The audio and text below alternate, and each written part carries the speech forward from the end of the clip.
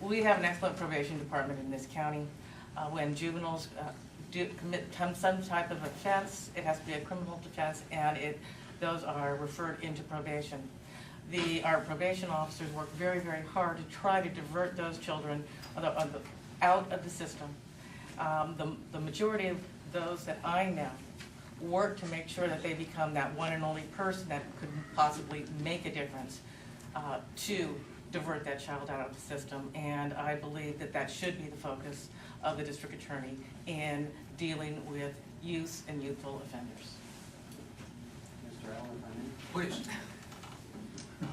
very briefly, I think that this is the one place in the criminal justice system where we have an enormous opportunity to make an investment in people and not just run up an expense. And that's the way I would look at it. Thank you, Mr. Hagan.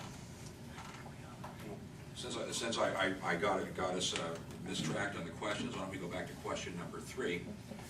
While studies show that people use and sell drugs at the same rate, regardless of race and ethnicity, persons of color are more likely to be sent to prison on drug charges. Please explain what the policy of your office would be regarding plea bargaining and drug offense cases. Do you support sending nonviolent drug offenders to state prison? And would you encourage plea bargains that include drug treatment and rehabilitation in place of incarceration in state prison? And Ms. Bryson. Thank you. Well, I think I already touched upon it. I don't know that the question addresses race. It just kind of makes a statement and moves on.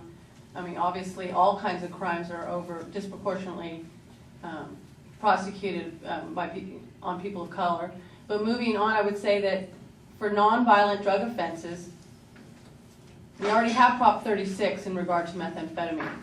But for methamphetamine distributors and manufacturers, absolutely. We need to send a signal that's very clear on methamphetamine that we will not allow it in our communities. And those people that manufacture it, and those people that sell it and distribute it and get it into our neighborhoods, to parents, to children, to people that we care about, they do have to go to prison.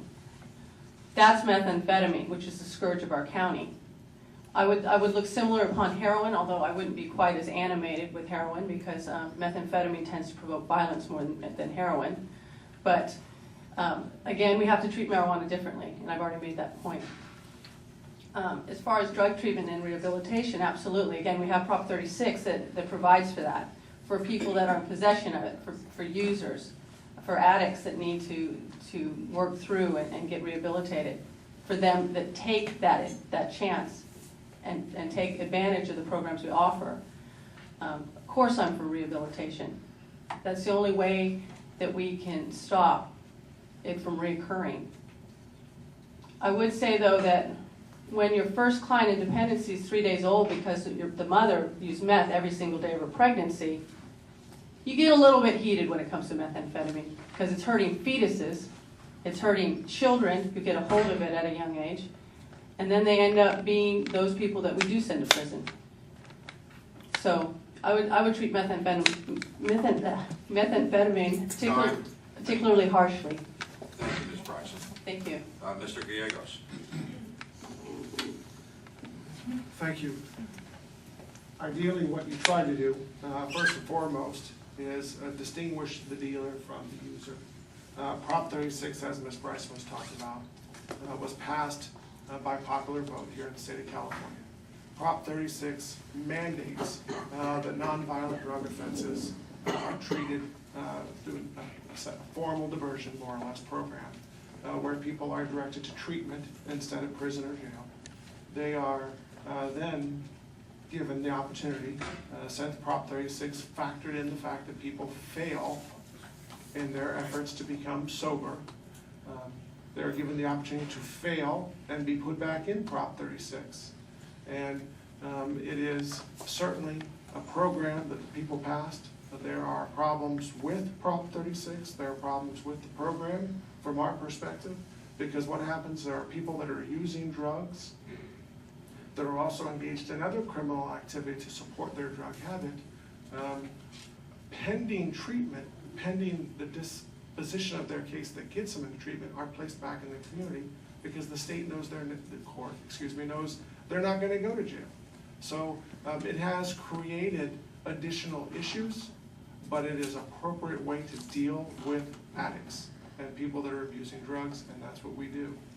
But the next thing is people that are dealing drugs, and then you have to factor in the sort of drugs they're dealing. What we try to do, once again, is to prioritize the resources. We try to do what we know the courts are going to do and get appropriate sentence for those. Certainly, any dealer of dangerous drugs in this community is likely to go to prison. That is the way it is because they are endangering the people in this community and our youth. Non-dangerous drugs do not result. Thank you, Mr. Gallegos. Thank you. Mr. Hagan. Thank you. The first part of the question went to people of color being sent to prison at a higher rate than not people of color, despite the consistency in drug use being much the same between them. I think a lot of that comes from the federal sentencing guidelines for crack cocaine versus powdered cocaine. We don't have that situation in California. It's a different set of sentencing guidelines in California under state law. But there's, I think, another set of things that drives that at the local level, state level, and that's really poverty. And you've got more people of color living in poverty than you do have people that are not of color. And that's something you need to look at. However, I think the main thing is what's been mentioned here, and it seems to be a fair consensus, that methamphetamine is the drug that is the worst scourge in the community. We keep hearing that word. I agree with it. In my mind, methamphetamine is itself a drug of violence. It does violent things to the brain as an organ. It does violent things to the mind in thought. It causes people to be violent in their behavior, and then there we have violence in the community. It's also extremely and viciously addictive. Everybody knows somebody in their life that's addicted to something, if nothing else, nicotine. Everybody's addicted, not everybody, but we all have our problems, and I'll tell you that I eat chocolate way too much. But it's a thing we need to recognize in folks. If you've got personal possessions, small amounts, and you're addicted, that should be taken into consideration. However, if you are manufacturing, distributing, or selling methamphetamine in any type of significant quantity at all, I think you should go to prison. If you're selling it to children at all, I think you should go to prison. And if you're doing this anywhere near a school, I think you should go to prison. Methamphetamine is a vicious drug that has enormous consequences on human beings and on society. And that's what I think where the real problem is. We've got to focus on that. The other drugs, the so-called white drugs, cocaine is fairly close, but not quite in the same level. And the other ones, people can handle them in varying degrees of capacity depending on their lives. And at that point, what you're really looking at is whether or not their addiction has driven them into a criminal lifestyle to support it. Thank you very much. Thank you, Mr. Hagan. Ms. Jackson? Thank you.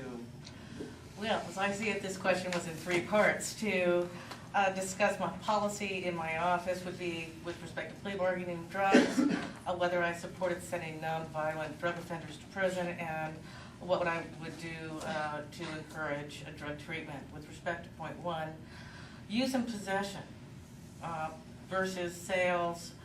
These are two totally different creatures. Use and possession fall under the drug diversion statutes. There's a reason for that. We need to be providing drug treatment in order to clear out spaces in our county jail and our prison.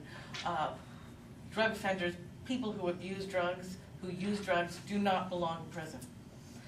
Sales, however, are completely and absolutely different. My focus would be, again, on methamphetamine and heroin. I believe that heroin dealers and methamphetamine dealers should be prosecuted to the full extent that there is proof, because there is significant harm that those dealers are doing to our community. With respect to nonviolent drug offenders going to state prison, it depends on who they are. If they are drug users, they cannot go, and they should not go to prison. They should go into rehabilitation. However, just because they're not committing other crimes other than sales, I see sales as being a violent crime. I see drug sales to children and others as hurting this community. Therefore, I see absolutely no problem of prosecuting sellers of meth and heroin to the fullest and sending them to prison. I believe that's the only way that we can get the message out that that just will not be tolerated.